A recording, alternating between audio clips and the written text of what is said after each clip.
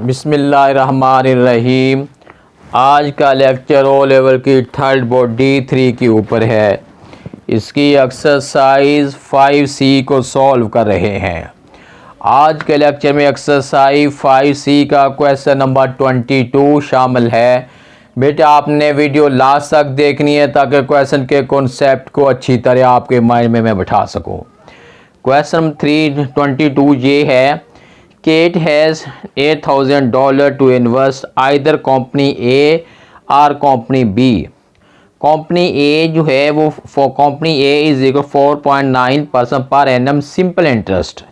Company B is equal to 4.8% per annum compound interest, compound half yearly.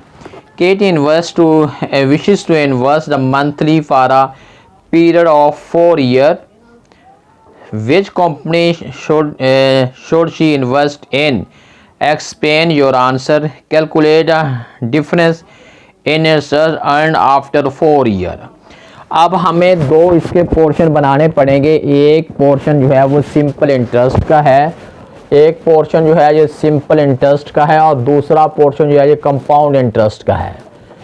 इस portion में लिखते हैं ये सिंपल इंटरेस्ट है, या सिंपल इंटरेस्ट की बजाय आप ये लिख लें कंपनी, इधर आप लिख लें कंपनी ए लिख लें। इधर ये कंपनी ए है और इस साइड पे हम लिखते हैं कंपनी बी है। ये दो कंपनी है। उसके बाद इसमें जो कंपनी ए में जो प्रिंसिपल है वो हमारे पास जो है $8,000 है। यही हमारे पास इधर है, इसमें भी है वही अमाउंट है, जो प्रिंसिपल है $8,000 है। इसमें जो है हमारे पास जो है रेट ऑफ इंटरेस्ट आर जो है वो है 4.9% पर एनम है।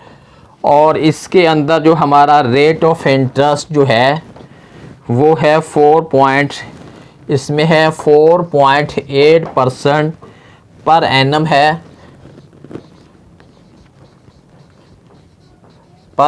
है। और उसके बाद ये कंपाउंड हाफ ईयरली है। हाफ ईयरली लेना है तो इसका मतलब है 4.8 के ऊपर हम 2 को डिवाइड करेंगे, ये बन जाएगा 2.4। अब ये इंटरेस्ट जो है ये हाफ ईयरली हो गया है। ये रेट ऑफ इंटरेस्ट जो है अब हाफ ईयरली हो गया। उसके बाद है ये हमारे पास जो टाइम पीरियड है 4 ईयर है। इसमें हम टी जो लिखते हैं ये 4 ईयर है।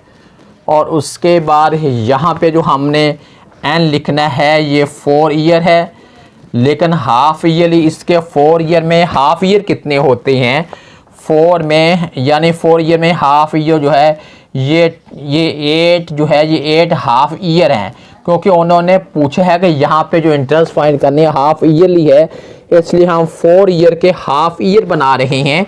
ये 8 हाफ ईयर बन रहे हैं। अब हमने दोनों साइड पे जो है वो इंटरेस्ट लेनी है। जब इंटरेस्ट हम ले लेंगे उसके बाद हमने देखना है कि केट जो है वो किस में इन्वेस्ट करना चाहती है।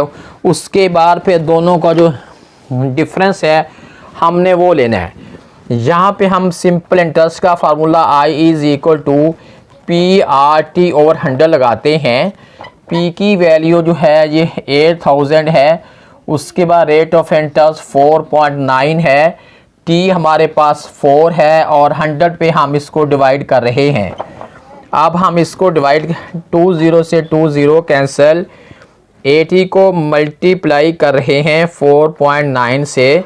उसके बाद 4 से मल्टीप्लाई करते हैं तो जो इंटरेस्ट आ गया है वो है $1,568 जो है ये सिंपल इंटरेस्ट आ गई है कंपनी ए की। अब जो कंपनी बी है ये कंपाउंड इंटरेस्ट है।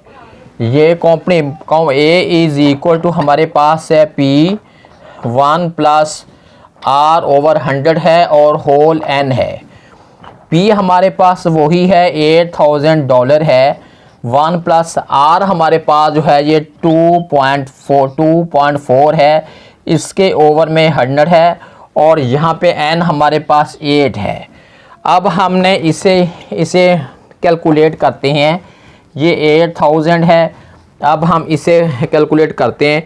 2.4 के ऊपर सबसे पहले 100 को डिवाइड किया, उसके बाद इसमें 1 ऐड किया। 1 ऐड करने के बाद इसकी पार हमने 8 ली। ये बन गया हमारे पास, वैल्यू बन गई है 1.20892। अब इसी वैल्यू को, अब हम ये हमारे पास है, इसी वैल्यू को मल्टीप्लाई कर रहे हैं 8000 के साथ।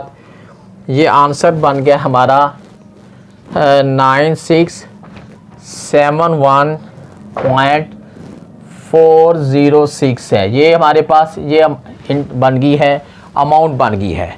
हमने इंटरेस्ट लेनी है। इंटरेस्ट हमारी निकलती है I is equal to A minus P, और ये हमारे अमाउंट है 9671.406 में से सबट्रैक्ट कर रहे हैं 8000 को सबट्रैक्ट करना हमने। इसी वैल्यू में से हम 8000 को सबट्रैक्ट करते हैं,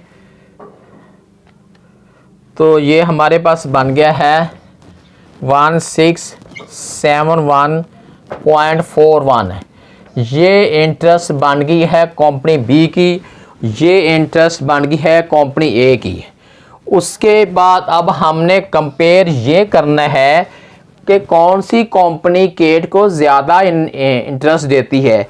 ये 1500 है या 1600 है। पहले का आंसर, इसका जो पहले पार्ट का आंसर तो ये बनता है कि वो कंपनी बी जो है, कंपनी बी को वो प्रेफर करेगी कि कंपनी बी सही है, क्योंकि कंपनी बी जो है उसे ज़्यादा इंटरेस्ट की ऑफ़र कर रही है। इसलिए उसने कंपनी ए को चूज़ करने की बजाय उसने कंपनी बी को चूज़ करना है। उसके बाद करना क्या है कि अब हम दोनों का जो कहते हैं डिफरेंस फाइंड करो। इस वैल्यू में से यानी 1671.41 में से सबट्रैक्ट कर रहे हैं 1568।